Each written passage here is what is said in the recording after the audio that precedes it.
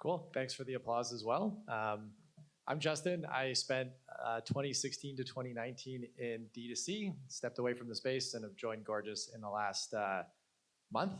So excited to kind of get back into the community, learn from everybody, and excited to be up here with Amanda. So we'll kick it off. Amanda, can you just tell us a bit about your background and as well kind of the scale of Love Wellness and what's happened over the last 2 years? Yeah, so Love Wellness, for you guys who are not familiar, it's a women's wellness brand. We're focused on solving common issues everyone deals with across gut health, vaginal health, brain, total body, with supplements, vitamins, personal care, with the goal really to eliminate the stigma around all that stuff that we're all kind of not talking about but dealing with. It was founded in 2016 by Lauren Bosworth, past lives on the hills, Laguna Beach. Very past life for her. We just launched in Walmart. We've been in Target, Ulta, Amazon, a million other places I'm forgetting. So it's been a crazy couple of years. I joined almost 5 years ago as the first employee. So that's been I'm aging 10 years a day. No, it's been great. In that time, I think it took us about 3.5-ish years, almost 3.5-ish years to reach 1 million orders. And then we scaled to 2 million orders within like 8 months after that. So I'm very tired. It's very rewarding, but I'm very tired. My background prior to Love Wellness, spent a lot of time at Hulu before Hulu was Hulu. Netflix was like still on DVDs, so no one knew what the fuck a Hulu was. And then spent a good chunk of time at Casper in the early days, really growing out their support team. So tell you 100 ways not to sell a mattress and a couple good ways to sell a mattress. Find me later, we'll talk about sleep. Yeah. How big is the CX team? I have a fabulous team of 5. We are a lean team. They are absolute machines. This is going to be, I'm in a camp on my own on this one, but my goal is I don't want anyone to talk to my team. I want everything to work, and my team can do like 700 million other things we have to worry about as a business. They're so much more than sending emails and doing chats. So I have a team of 5. They make my life so much easier. They're all first-time CXers, so they're like super green and really, really excited to just like dig in and like work and learn. So I'm very, very lucky in that way. But I have a wonderful team of 5. Awesome. So yeah, super impressive what the team's doing. You want to walk us through what's happened over the last 2 years as you've scaled, some of the challenges that have come up within CX and what you've done to mitigate those? All the problems, all of them. We, as a business, we have changed fulfillment partners 4 or 5 times. We've scrapped our website 1,000,001 times. Just last November, I think 3 weeks before Black Friday, we worked with Nick Sharma's team to like fully rebuild our website and relaunch for Black Friday because we're insane. It worked. It was amazing. So we've hit kind of everything under the sun. I think for CX, and I come from a very operational background, we've been solving a little thing, like a lot of little manual things that we're just like wasting too much time on. So like not only were we trying to manage the inbox, but like manage all the other things causing our inbox to grow. So it forced me to look and say like, where are we bleeding? Why are we bleeding? And like work backwards from there as fast as we could. Didn't happen overnight. Like we're still doing some manual things, unfortunately, because we can't find, like the solution doesn't exist yet. Do we need to build the solution? So a little bit of everything, but it's been everything from like our deliveries shipping in New York would take 30 days to deliver in New York somehow. I don't know. We would like send it around the world and then like drop it in Brooklyn. Ship from Brooklyn, we don't know. We've gone through rounds of packaging, updates, reformulation of products, bringing products to market that like totally flopped. Like we had a product called Sex Stuff. It's lube, it's sex stuff. It's really hard to market something called sex stuff. You can't really Google that at work. You can't Google that at all. Google and Facebook don't want to support something called sex stuff. So learned a lot across the board, and I've been very lucky. I joined the first employee. I tell everyone who joins Love Wellness, unfortunately, you have to work with me. Like you can't escape me. Luckily, I'm a very likable person, I like to think. So I've been involved in everything because I've been here for so long, but CX at Love Wellness touches every corner of the business, whether that's finance, marketing, creative, product development, you name it. Like we have someone in the room at the table. Awesome. And then so small team, lots of orders. Automation is a really big topic right now. How are you guys approaching that? how do you think about automation? Yeah, so 2023 has not been the best year for D2C. I think we're all aware of that. So we've spent this whole year actually like cleaning house, and being very operationally sound. So we're using a lot of automations in the back end.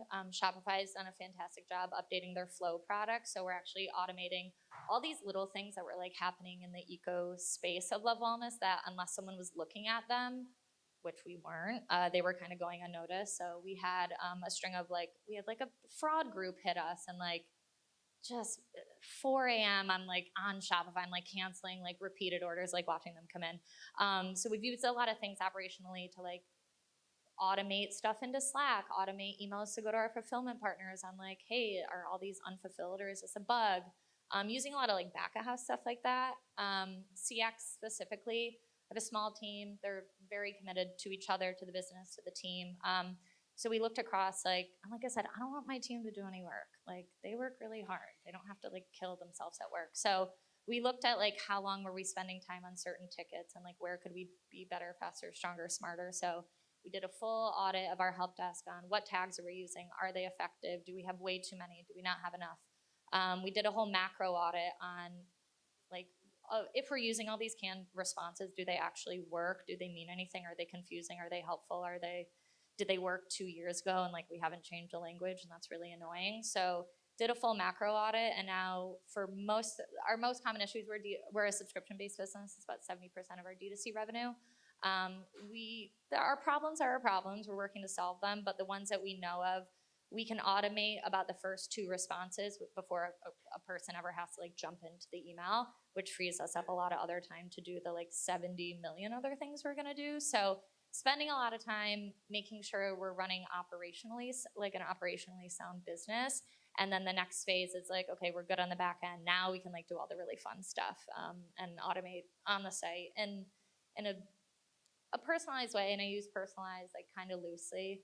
Like we have people emailing us about their vaginas. Like they want to talk to a person.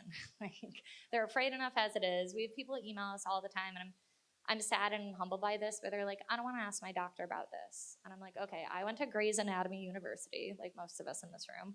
I am not a doctor, but can we give you a space to like give you some info so you feel comfortable asking your doctor? You're not embarrassed. So working through kind of like what that looks like. I don't want to over automate. Just because you can automate doesn't mean you should. But if we can do it the right way, it should work pretty well if I do my job right. And for people who haven't kind of gone down that path yet, what would be the first 2 things you would start with if you were walking into a brand new company? All of them. I can't pick 2. I think making sure. I think like the biggest thing for me is like CX has to be at the table. I've worked with different teams where CX was this afterthought. We were really considered a service function instead of an experience function. So we're like left to shovel everyone else's shit that like didn't go well. But we're now like first in line. So for example, whenever we're coming up with a new promo, CX is actually in there to say, this promo in the past confused people. We can't use language like this. It's not actually possible on the website. Our tech doesn't support that. This is what people are telling us they want from us. So making sure CX is in there. And then I think the second one would be like fail often, fail quickly. I think everyone says that, but like we've run through 1 million agencies, and like if it's not working, it's not working. Like agencies are fantastic. Like if you can find the right partners, you are golden. But you have to be willing. If it's not working, one, tell them that. Every partner we choose, I'm very lucky I get to choose my own tech stack and make sure it like works across the board. All my reps hear from me far more than they want to, which is a good or bad thing in their mind. But we get what we need out of them. We make their product better. They make my life easier. They make our business better. So there's a good back and forth. And the partners and platforms we found where like we weren't on the same page, like just cut them loose. Like you don't need to carry that dead weight. You don't need to pay for something that's not like giving you any return. And it's okay to like, we've rebuilt our tech stack like 101 times. This year is the last one, so help me or I'm quitting. So being able to like be flexible, it's okay if it doesn't work out. It's okay to like pick a platform that was like, it just didn't work for you, and you have to be fine with that. But make sure you apply all your learnings. Like I always tell my team, I'm like, I'd rather you make a mistake, be like, I fucked this up, here's why I got fucked up, here's how I fixed it, than being like, it happened, like let's move on. So I think giving people agency and like, hey, this thing really isn't working for us. This is our number one pain point. Going back to the partner, platform, whoever it's going to be, agency, getting what you need, and then if not, like, you move on. That's okay. Yeah, it makes sense. So kind of find the biggest problem. Don't be afraid to work with agencies, push them, and finding good agencies and partners will make a difference. Yeah. So you talked about CX can't be in a corner, and I'd love to hear a little bit about your thoughts on how CX at Loved Wellness has helped with customer retention, or how it's worked with marketing in terms of acquisition, repeat purchases, things like that. So how's CX moving from being seen as a cost center to a place that could be revenue generating as well? Yeah. So everyone at Love Wellness is required to do 6 weeks of CX work. From CEO, founder, down to office manager, you all have to do the job, do the work to understand. And when we first started rolling this out, when we do groups 6 or 7, kind of roll them through, and everyone was like, I already have my job. I don't need to do your team's job. And I was like, let's change the perspective. This isn't about doing my team's work. You need to say where your work lands in someone else's lap. So marketing was like, we love all of our emails and they're really beautifully designed. And then they looked at the replies and they're like, no one likes these. We have missed the mark. And just giving them a glance into like, here's how your work is hitting. Here's what it takes for us to actually resolve that, and giving everyone the forethought of like, how can we actually avoid that? And now knowing, oh my God, you guys sit on a mountain of feedback. I think something that in the early days I wasn't good at, because I'm one person, like I want to do the most, but I was like, I can't share enough of you with like enough, like I think I know what you need to hear. I have no idea if it's relevant. So putting that on everyone to say, here's our world. Okay, ops, go look at all the delivery tickets and see what's going on there. Okay, marketing, go look at all the feedback from all the emails. Okay, product development, like here's all of our QA issues. Can you go fix them? So giving the rest of the business the agency, so I'm not the roadblock here, and they can go in at any time. And then like if it gets really busy, everyone knows how to use Gorgias, so like that also helps me. So that's been a huge one. And like I said, in the first groups, they were like, we don't want to do this. And then they got into it, and people are like, I'm gonna answer more tickets than you, and I'm gonna talk to this person, and like Lauren is in there, and customers like, you wrote me this email, and she's like, yeah, and like sent a selfie, and the girl was like, what the fuck, like this is so cool. So getting to open that up, really it kind of expanded everyone's brains into like, oh, you guys do have all the answers, you just need to tell us how to find it. So I think that's been a really big one for us. And then kind of what I said before, CX is at the table for everything, whether everyone likes it or not.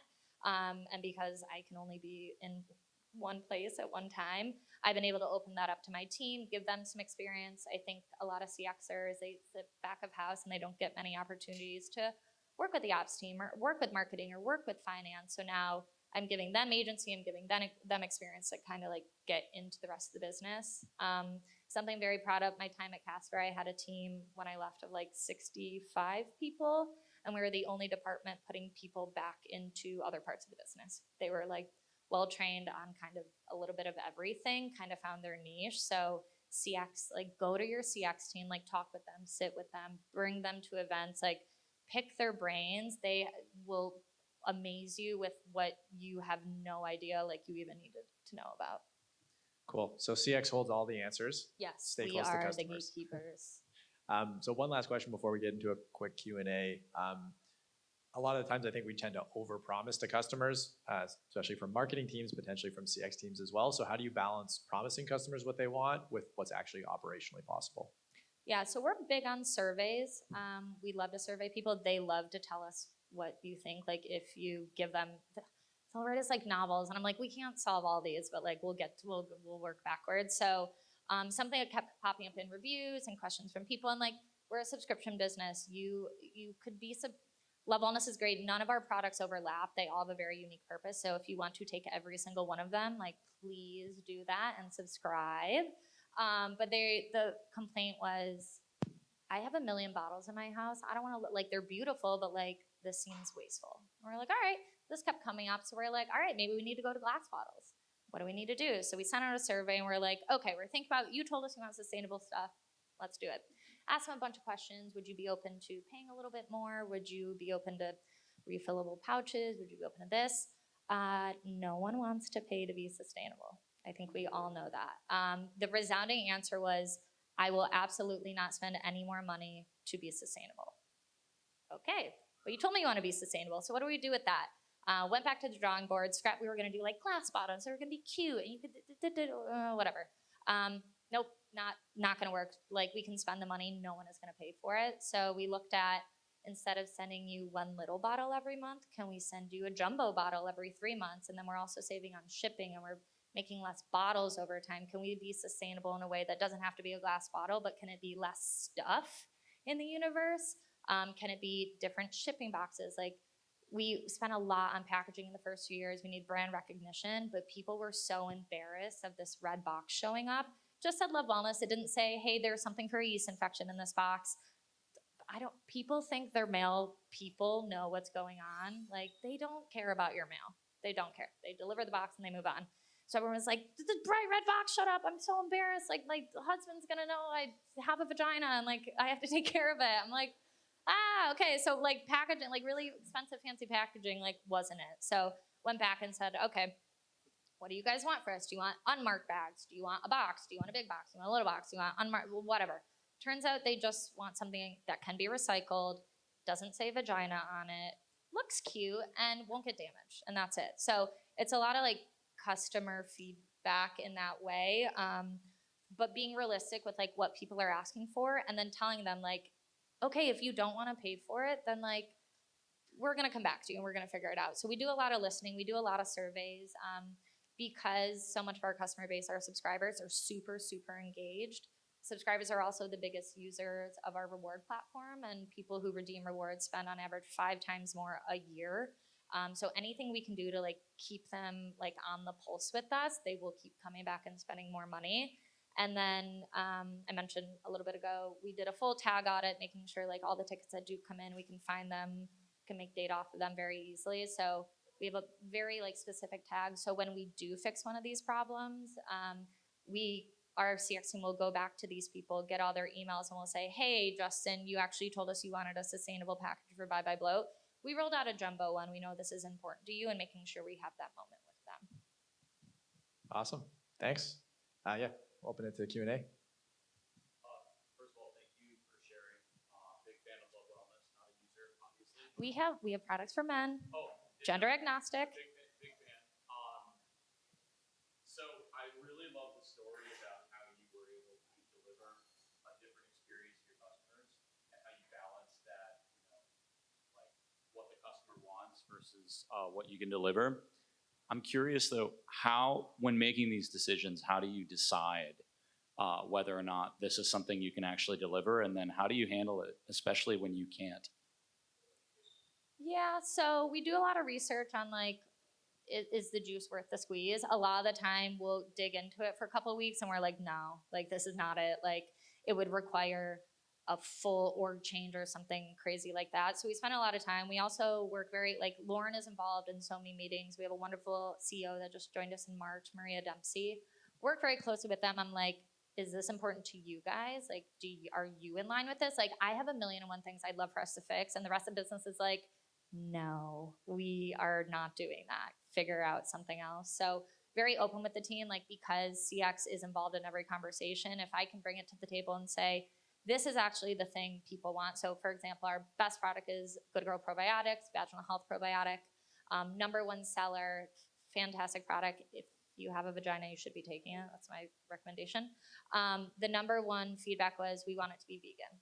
And it's like one of our only not vegan products. So spoke with everyone on like, is this important? Why is it important? At the time, in the beginning, it wasn't. We're like, we're not claiming to be a vegan brand. That's like not. We thought that was one of our selling points. It's not. But as we went on, we were like, can we be more inclusive of diets? Can we open it up to more people? So it took 2 years of having conversations consistently. It didn't happen overnight, but I had to get buy-in across the board that this is actually a net positive. And when it came time, in addition to like finding new fulfillment partners, we found new manufacturers depending on product. We actually made that part of the conversation. So we're in the process of beta testing a reformulation that now has a clinically studied strain. It's vegan, it's 1 capsule, so it's like 1 less thing for you to take in a day.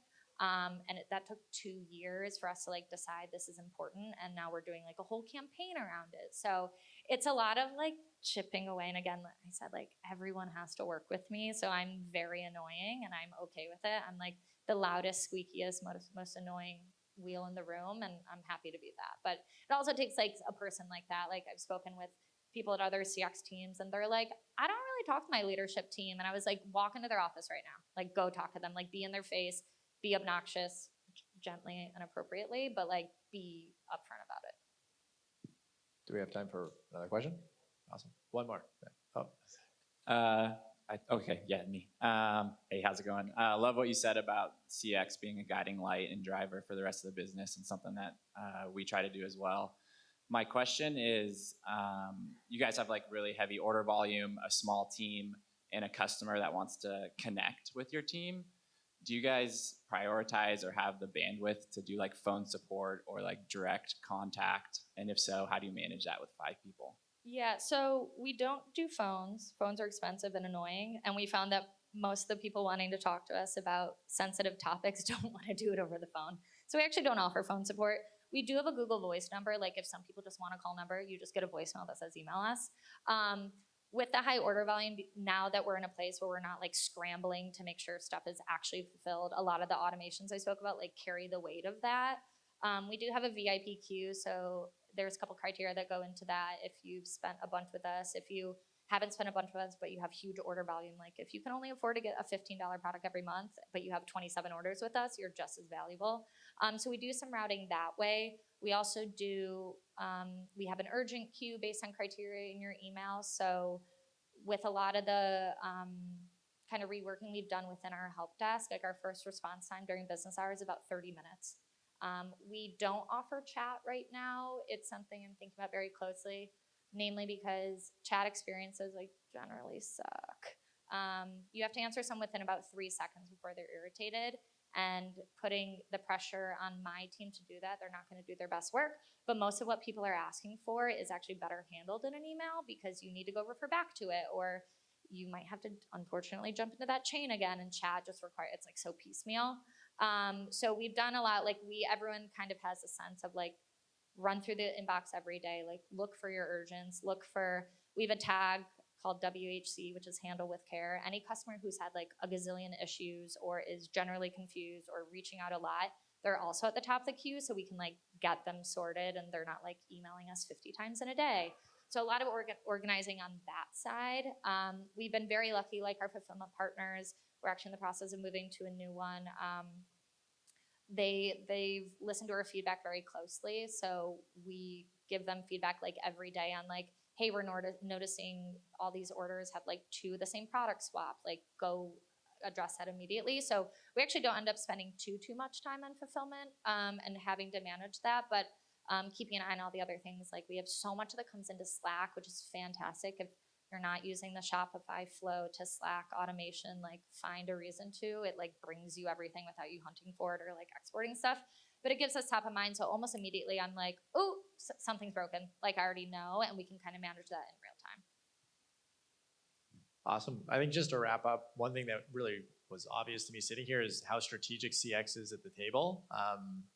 The brand I was with, we scaled from $1 million to 50 million in 2 years, and we were just drowning because we didn't set up our CX properly, so we weren't getting these insights, we weren't getting these helps, and we weren't helping our CX leader be able to come and be a strategic partner. So I'm sure everyone can pick up on how intelligent Amanda is, how smart she is strategically, and if you were just stuck in like all I can think about is how do I respond to the next person, and you haven't gotten things in order, you wouldn't get those insights and you wouldn't be able to improve your business. So I don't know, it's just really resonating with me. Some PTSD from those times, but we also missed out on the great insights we could have had if we had kind of set ourselves up from day one. Yeah, like I've failed a gazillion times to like be like, it's all wonderful and easy now. Like I used to wake up at like 3 o'clock in the morning and like fix our inventory so subscription orders would ship out, and then I go back to bed and like get back up and go to work. So like it's not always beautiful, but like if you can like make it fun, and like the best advice I can give is like give your team agency. Like your support agents know more than you do about your business, unfortunately, and give them the power to like know they can fix the problem, let them bring the solutions. They are then committed to keep going. Awesome. I think we're at time. If anybody wants some gorgeous socks, come talk to me. Take care.